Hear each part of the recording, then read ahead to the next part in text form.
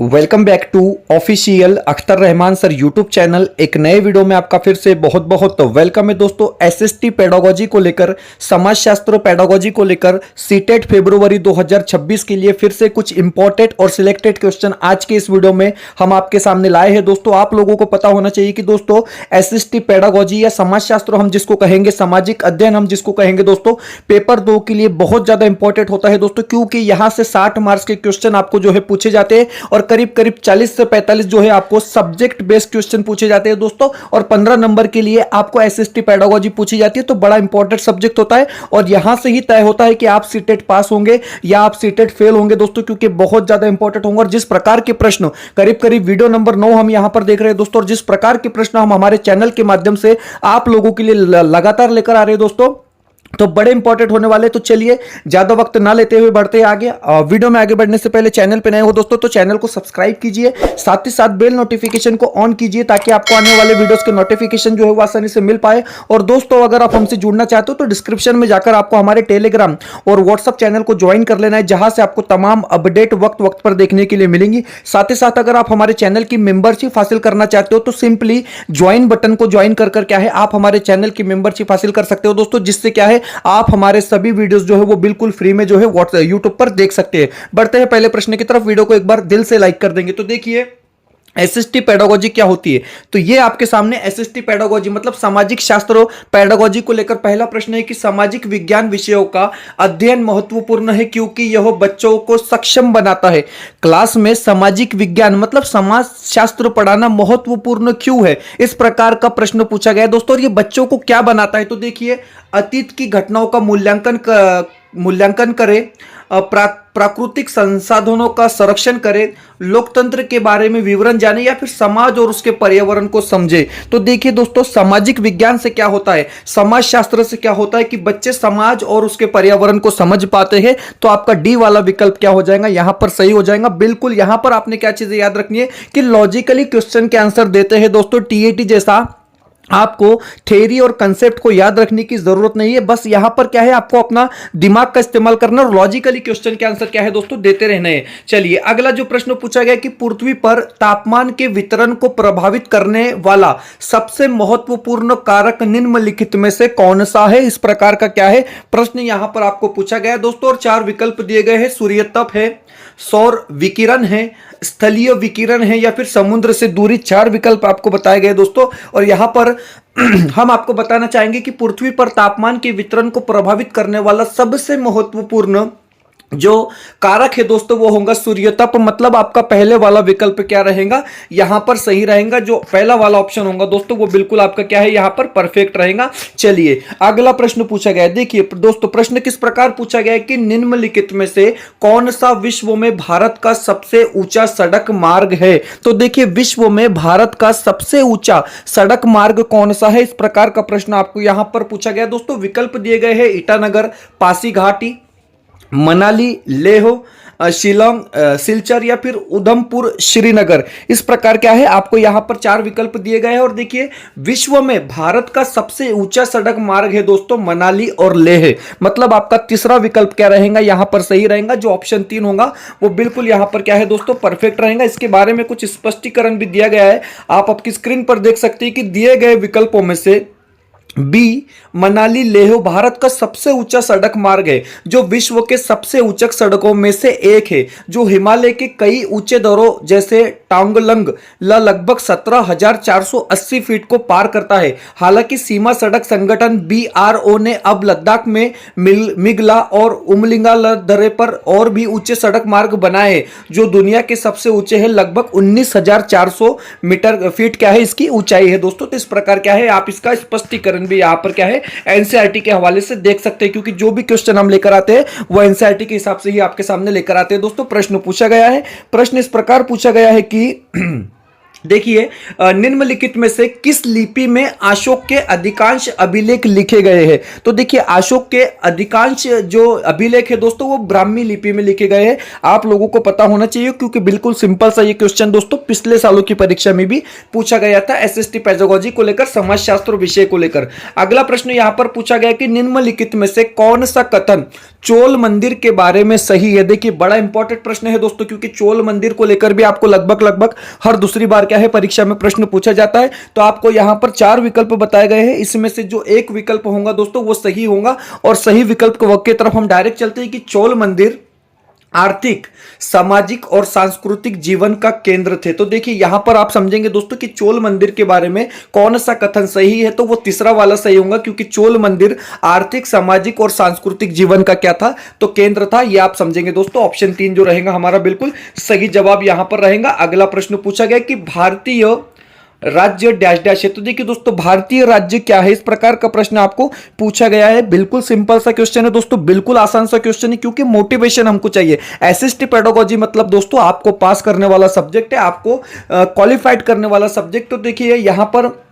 आपको पूछा गया है कि भारतीय राज्य क्या है, तो भारतीय राज्य क्या है, सरकार का लोकतांत्रिक रूप है। तो बिल्कुल अगर आप देखेंगे दोस्तों तो यहां पर हमारा डी वाला विकल्प क्या हो जाएगा, बिल्कुल सही हो जाएगा। डी वाला ऑप्शन जो रहेगा हमारा वो परफेक्ट यहां पर क्या है होने वाला है। चलिए अगला प्रश्न पूछा गया कि निम्नलिखित में से किसे 29 मार्च 1857 को बैरकपुर में अपने अधिकारियों पर हमला करने के लिए फांसी पर लटका दिया गया था, वो कौन थे? इस प्रकार का प्रश्न क्या है यहां पर पूछा गया है। तो देखिए 1857 की बात होती है तो भगत सिंह यहां पर नहीं होंगे, 1857 की बात होती है तो सुखदेव भी नहीं होंगे दोस्तों, 1857 में राजगुरु की बात भी यहां पर नहीं हो रही है। तो सीधे सीधे तौर पर अगर आप बात करोगे कि 1857 में बैरकपुर में अपने अधिकारियों पर हमले करने के लिए फांसी पर लटका दिया गया था, उनका नाम क्या होगा दोस्तों, तो मंगल पांडे होगा। जो हमारा बी वाला विकल्प रहेगा वो क्या रहेगा, बिल्कुल सही आंसर क्या है यहां पर होगा। इसको लेकर दोस्तों अगला प्रश्न पूछा गया है। प्रश्न इस प्रकार बनता है कि यहां पर आपसे प्रश्न पूछा जा रहा है कि निम्नलिखित में से किसने जाति समानता का प्रचार करने के लिए सत्यशोधक समाज की स्थापना की? मैं आपको बताता हूं दोस्तों कि प्रश्न क्या है, एक वाक्य में ही पूछे जाते हैं लेकिन बड़े बड़े कर पूछे जाते हैं। अब यहां पर ये क्या पूछ रहे दोस्तों कि सत्यशोधक समाज की स्थापना किसने की, लेकिन इन्होंने क्या ऐड किया है कि जाति समानता का प्रचार करने के लिए। तो देखिए यहां पर अगर इसको नहीं भी देते तो दोस्तों क्वेश्चन बनता, लेकिन क्या होता है सीटेट में बड़े बड़े प्रश्न बनाने के लिए बड़ी बड़ी चीजें बताई जाती है। तो सत्यशोधक समाज की जो स्थापना की थी वो आप लोगों को पता है कि महात्मा ज्योतिराव फुले इन्होंने की थी। तो डी वाला विकल्प क्या हो जाएगा, बिल्कुल सही हो जाएगा दोस्तों। एक एक प्रश्न जो है वो एनसीईआरटी के हिसाब से हम आपके सामने लाए और परीक्षा के दृष्टिकोण से बहुत ज्यादा इंपॉर्टेंट होंगे दोस्तों। वीडियो को लाइक करते रहेंगे, चैनल पे रहेंगे तो चैनल को सब्सक्राइब कर लेंगे। तो देखिए सत्यशोधक समाज, सत्य की खोज करने वाले का समाज, ओके।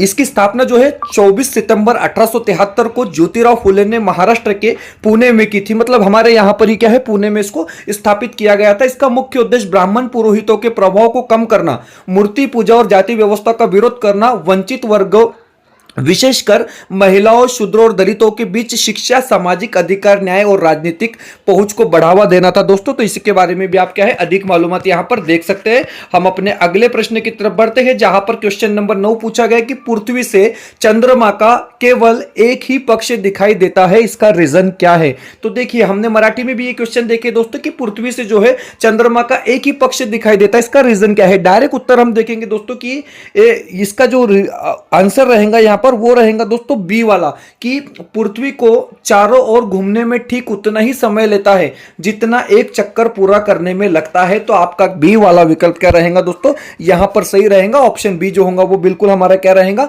परफेक्ट आंसर यहां पर रहेगा। हम अपने अगले प्रश्न की तरफ बढ़ते हैं दोस्तों। ज्यादा वक्त हम अपने वीडियो में नहीं लेते क्योंकि हमको पता है दोस्तों जितने भी लोग इस वीडियो को देख रहे हैं वो सारे लोग टीचर से, और आप लोगों के पास जितना वक्त होता है दोस्तों उतने हिसाब से ही, उतनी स्पीड से ही हम क्या है यहां पर क्वेश्चन आंसर करते हैं। तो देखिए पृथ्वी को जियोइड के रूप में क्यों वर्णित किया गया, निम्नलिखित में से सही उत्तर को चुनिए। तो देखिए पृथ्वी को जियोइड क्यों कहा जाता है, तो इसका भी हम डायरेक्ट आंसर देखेंगे दोस्तों कि पृथ्वी ध्रुवों पर थोड़ी चपटी है।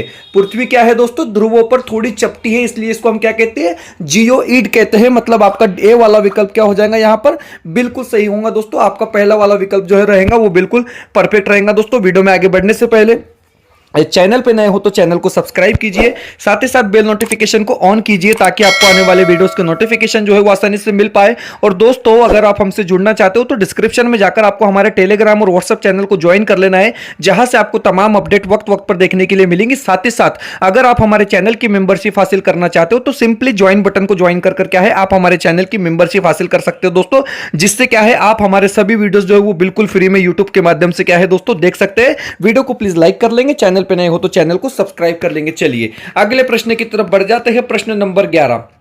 देखिए, प्रश्न नंबर 11 जो पूछा गया है दोस्तों वो एसएसटी पेडागोजी को लेकर यहां पर क्या है प्रश्न पूछा गया है। प्रश्न इस तरीके से बनता है कि आप देखते हैं कि छात्र सामाजिक विज्ञान की कक्षा में पूर्वग्रह प्रदर्शित करते हैं, आपकी सबसे उपयुक्त प्रतिक्रिया क्या होंगी। इस प्रकार का प्रश्न क्या है आपको यहां पर पूछा गया है। 4 विकल्प दिए गए। तो देखिए, सीधी सीधी सी बात है, अगर आप देखेंगे चारों विकल्प की सामाजिक वास्तविकता को आयामों पर चर्चा कराने का आयोजन करें, इन टिप्पणियों पर ध्यान न दे। तो देखिए, ध्यान नहीं देने वाली बात सूट होती है कि नहीं होती है, कट कर देना है। छात्रों को फटकारना तो कभी नहीं है। सीटेट में याद रखेंगे, डांटना फटकारना यहां पर मना होता है। अध्याय को करीब लाए। 4 विकल्प आपको दिए गए। तो देखिए, इसमें जो आपका सही वाला विकल्प होगा वो सामाजिक वास्तविकता के आयामों पर चर्चा करने का आयोजन करे। तो आपका जो पहला विकल्प होगा वो दोस्तों क्या रहेगा, बिल्कुल यहां पर सही रहेगा। अगला प्रश्न पूछा गया है, देखिए यहां पर आपको नीचे स्टेटमेंट टाइप के क्वेश्चन पूछे गए हैं दोस्तों, आपको बताना है कि कितने सही है। ओके, कितने सही है और कितने गलत है, इस प्रकार क्या है आपको यहां पर बताना है। तो देखिए, दी गई मापों में से सामाजिक और राजनीतिक जीवन के शिक्षण के लिए सबसे उपयुक्त विकल्प चुनिए। अब देखिए, सोशल साइंस पढ़ाने के लिए या फिर समाजशास्त्र विषय के लिए कौन से विकल्प जो है वो बेहतर रहेंगे। तो देखिए, केस स्टडी होता है, डेफिनेटली केस स्टडी होता है, और दृश्य सामग्री भी क्या है इसके लिए इफेक्टिव होती है। आपके ये जो ए और सी वाले विकल्प है यहां पर सही रहेंगे। परिभाषाएं मतलब लैंग्वेजेस में उतनी इस्तेमाल होती है, लेकिन यहां पर उसका उतना असर नहीं पड़ता है। तो आप क्या कहेंगे दोस्तों, यहां पर हमारा ए और सी वाला विकल्प जो है वो सही रहेगा। तो देखिए, यहां पर आपको 4 विकल्प दिए गए हैं, तो इसमें से जो आपका सी वाला विकल्प होगा वो क्या रहेगा दोस्तों, 12 का सी सही हो जाएगा। मतलब आप देखेंगे यहां पर कि